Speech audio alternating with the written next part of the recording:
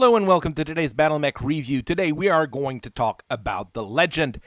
Honestly, looking at the Flashman, it doesn't look like much, and a lot of people will just think it exists and discount it. But start using it, start seeing people use it, and you will quickly realize why this mech was probably one of the most ordered machine in the 28th century, and probably the machine which defined the clan way of warfare once they moved out of the inner sphere. There's a variety of reasons why it's called the Flashman, the first one being that it's a light bulb, basically only armed with energy weapon except for an anti-missile system, which is a fancy bit on there, but it's also based off the name of an old novel series called Flashman about a British officer in the Raj, and maybe a character from an obscure video game from the 20th century. Well, I say obscure, but it's probably one of the most popular and famous one of that era. Never mind that, you have to be there to remember it. We have old consoles floating around here, well, reproductions of them. And yeah, that Mega Man game is quite popular. It is one of the Star League's most efficient mech, and it really deserves the time we're going to spend talking about it. So let's get into it. If you look back, the Flashman is probably one of the most successful battle mech in the Star League era ever since its introduction in 2701. Even during the Succession War with limited production run, the machine that was replacing the original Flashman was still quite popular and quite effective. It came out after the big fights of the Reunification War, so it wouldn't be tested in that particular fight, but it was released before the big content nuke of the American Civil War, where it saw usage in the Star League Defense Force in massive amounts, and its performance was so good that the Star League Defense Force basically ordered the thing by the regiment rather than ordering it by smaller batches. It was always to fill out formations, but really in the end, if you add a heavy mech lance, it could very well have been 4 Flashman, and people would have been just happy with that. This is also the mech, like I said, that sealed the clan's military doctrine in regards to fast heavies. The top speed of 86 kilometers per hour is basically what you need to expect a clan heavy to go as. And maybe even faster using mask superchargers or anything of the sort. The Flashman was fast, well-armored, well-armed, and it became the basis for all of those mechs that the clans really like and the clans keep using. Renault had been a name in mechanized production and military equipment since the early 20th century. They're a major manufacturer in old-time France, and they were basically behind the basic design of tanks originally. They're not the first ones to have built one. Obviously, that was the good people in the United Kingdom. But they're the ones who refined the design with the Renault FT-17, which was basically what all other tanks became later on. It has a small body, it has a little turret on top, and it has a little gun sticking out. The FT-17 is not the fanciest tank around. It's not the most powerful tank around. It never served into any major wars. It served into all sorts of different things, though, including many police actions. We'll use a nice little air quotes there. But, I mean, it basically gave you the idea of what was to come in World War II, which was the first time mechanized warfare was really a big thing. And it's completely different from what we know nowadays for both tanks, battle mechs, armored cars, and all those fancy things. Renault did move away from military equipment, well, partially. They were still building quite a few of them by the time the hegemony was around, but they were mainly selling civilian vehicles, cars, small trucks, and all sorts of other things to all members of the Star League and beyond, really. Renault is a name that you will remember and that you will love because they generally do decently reliable things. Renault had a bunch of different division and subsidiaries around the inner sphere, and Renault Prime was on Wasat and decided to get into battle mech production so they could bolster the company's fortune. And that was in the late 27th century as things were turning around. The end result was a machine that they had no idea would really sell that well. It resulted in a rapid expansion of their facility as the SLDF was looking to replace the old guillotine with a brand new solid trooper mech that could do a variety of things while being out of supply lines. These machines were not reserved for the royal regiments either. They were meant to be used by just about everyone, but it never really spread to any member states of the Star League because the SLDF just kept buying every single one of them for themselves. Unfortunately, Renault Prime kind of collapsed on itself at the start of the Succession War. They had survived the Emeritus coup, but was heavily damaged by orbital strike from the Emeritus regime. As the fighting died down from that particular war, the world was annexed by the Free Worlds League in 2783. And then Renault's main production facilities were leveled by the Capellans in 2796 during the First Succession War, because that's what you did back then. You just nuked everything from orbit and asked questions later. This left about 500 Flashman in service of various powers, while all the others were either destroyed during the Civil War or taken by Kerensky loyalists into the Exodus. Renault could not afford to open a new mech production facility, especially in these very uncertain times. To keep themselves solvent, however, what they decided to do is sell a production license of the Flashman to Defiance, who decided to take the mantle of production for themselves. While not a primary production model, the downgraded FLS-7K was built and sold in good amounts and served the Lyran Crown fairly well during the upcoming civil wars and succession wars and all the wars that were going on in that era. It was a very decent mech in its particular category, comparable to most other 75-tonner that were available to the general public back then. When the Helm Memory Core was recovered, Defiance really didn't have to do a whole lot. They just retooled the production line for the Flashman and just started building the original model, and people just started grabbing it as quickly as they could. There were a few side-grade models that were introduced for comm guards and later for the Word of Blake jihadis. Defiance's most recent version is filled with advanced clan tech because they wanted to experiment with what they had access to. It's kind of an interesting idea here where they're going. The original 2701 Flashman, the FLS-8K, is a true light bulb mech because of all of its offensive equipment is energy-based, and it kind of looks like a light bulb as well, at least one of those old incandescent ones that you can still buy on multiple worlds.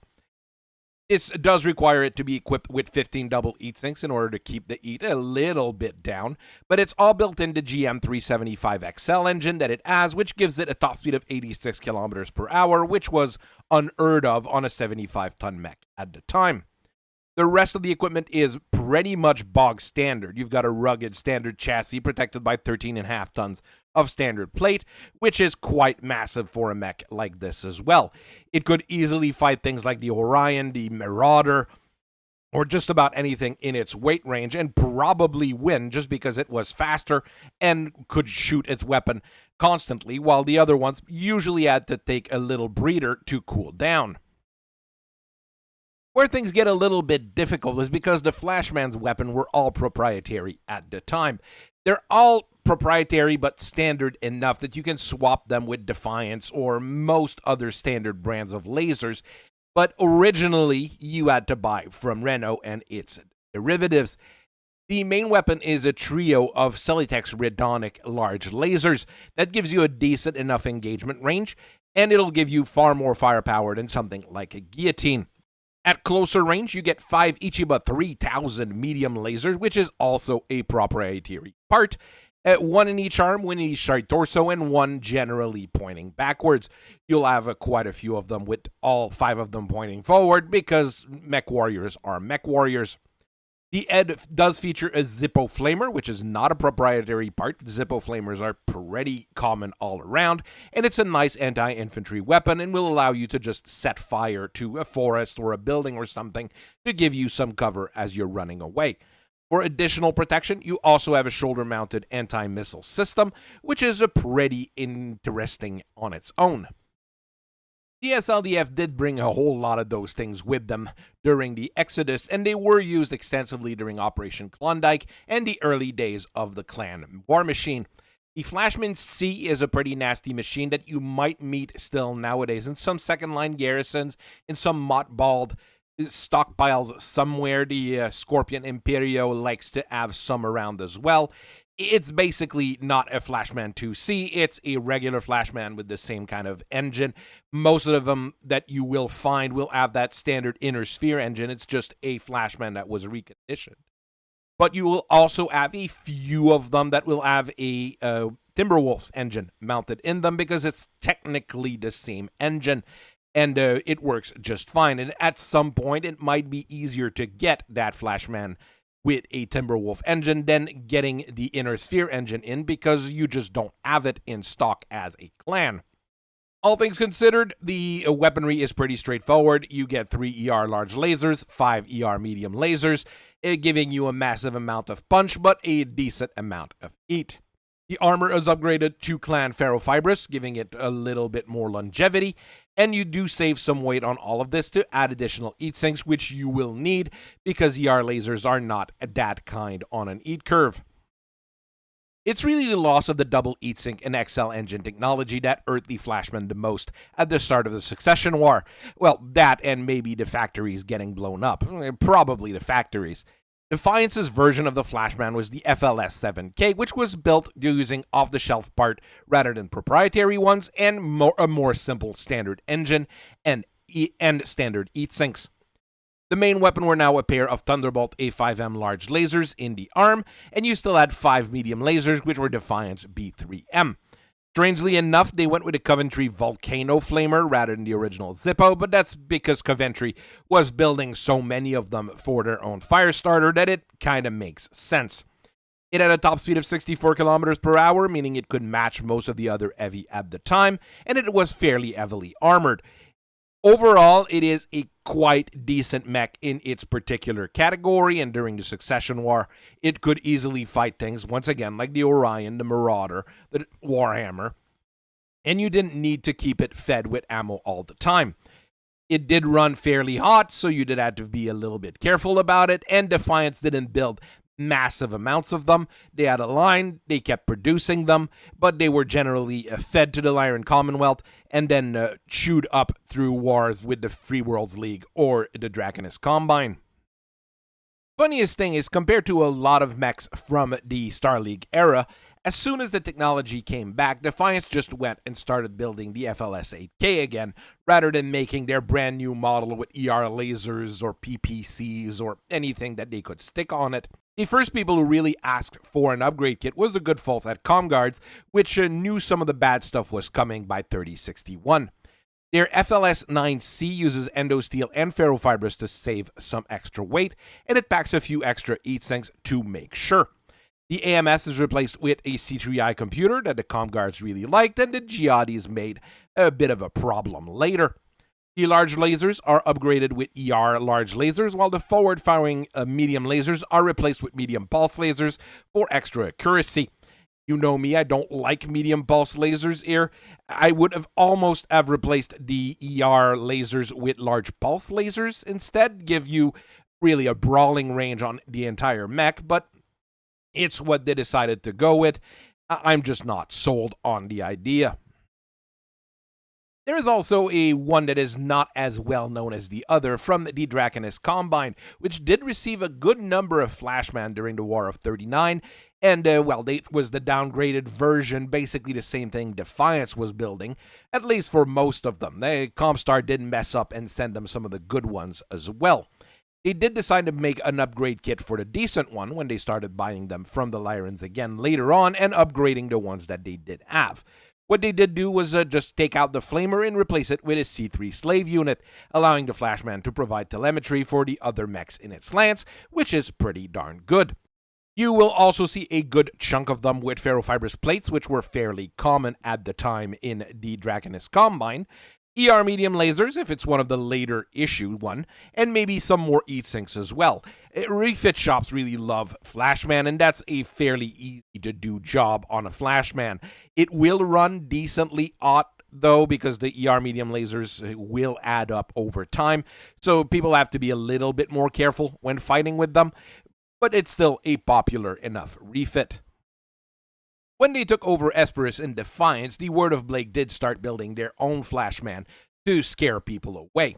The 3068 FLS-9B was built as a line unit for the Word of Blake militia, using space-saving technology rather than weight-saving one. It's a little bit of a mix of things.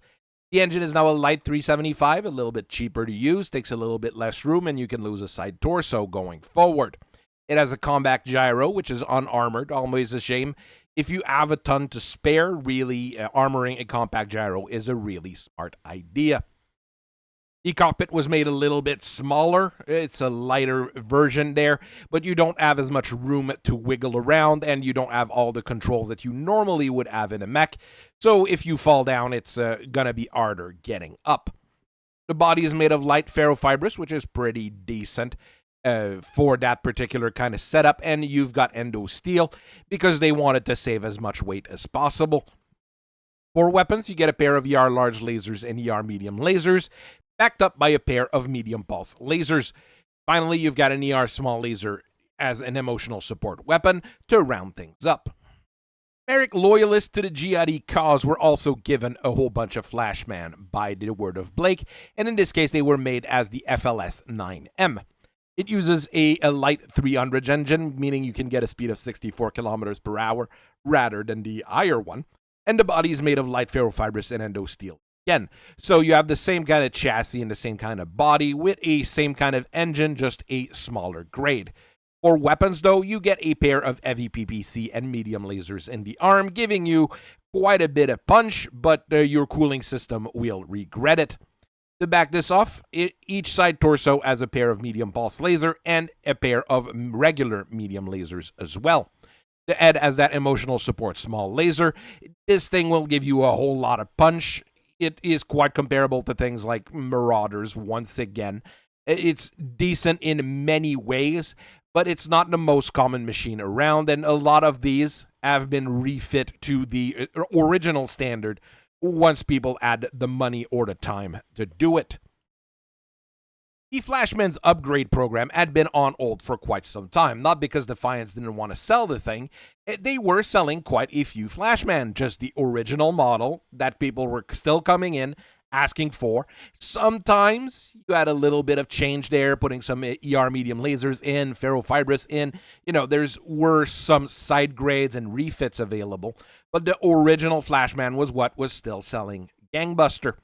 Defiance and GM did work together to give us the Flashman 10E, however, in 3144. The engine and most of the weapons are now clan graded, meaning you've got a higher survivability index on that thing with that smaller engine, but the cooling system is still built to Inner Sphere standard with 18 double heat sinks. For the weapons, you get a trio of clan ER large lasers and 5 ER medium lasers, and the end mounts a standard ER small laser. All really good weapons, really comparable to our clan version of the Flashman, just with a worst heatsink system. The AMS is back. It's the first one since the original to really have one, and the ammo is protected by case 2, and it's usually the good AMS, meaning that you have a flechette load rather than being basically a machine gun, meaning that its ammo is going to be able to last you longer. The other big change is that the armor is now made of reflective plating. I am not sold on that particular change. That means that fighting a Flashman against a Flashman is going to be a nightmare. And I mean, laser weapons are still the standard for most things, but a mech that's decently fast like the Flashman, you will be getting into punching and kicking range, generally kicking with the Flashman, soon enough, and reflective armor doesn't like that. Another thing is that they added a supercharger to the engine to give you a little burst of speed. This one's not a bad idea, but it makes a mech that's already fast even faster. You could have maybe invested in something else, but the inside of these 10E Flashman starts to get really cramped as well, so maybe that's why they invested in a supercharger rather than something else. The Flashman is really good as is. The original carried the SLDF on its bobby back for a good reason, and really any upgrade to it generally comes out as lackluster. There's a few refits that I've seen that are fun or weird. There's one that has missile launchers in the arms instead of the lasers. It was just weird. But, you know, there's tweaks, there's things that you can modify on an 8K, but outside of going with a full clan weapon loadout, there's nothing major that I would do to a Flashman to make it better.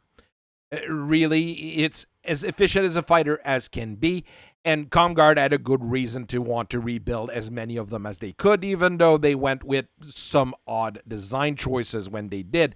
They literally should have just said, yeah, build us an 8K, and maybe take out the anti-missile and the flamer for the C3I computer. There's really not much else I would have done on these. So I thank you very much for listening to me for so long. I hope you guys have a very nice rest of your day, and I'll see you guys later. Bye-bye.